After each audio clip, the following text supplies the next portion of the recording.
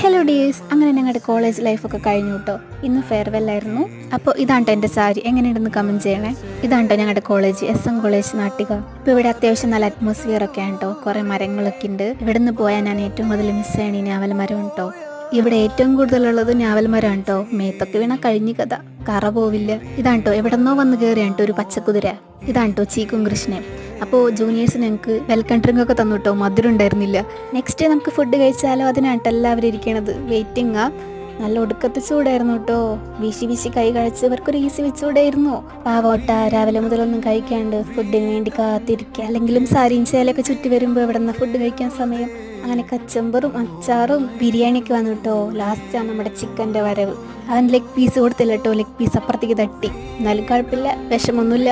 അപ്പോൾ നെക്സ്റ്റ് പരിപാടിയൊക്കെ തുടങ്ങി കേട്ടോ. ഫോട്ടോസൊക്കെ ഓൾറെഡി എല്ലാവരും വന്ന് ചറപറ കീറിക്കൊണ്ടുപോയി. അപ്പോൾ നൂല് മാത്രം ബാക്കിയുള്ളൂ. ബെഞ്ച് വന്ന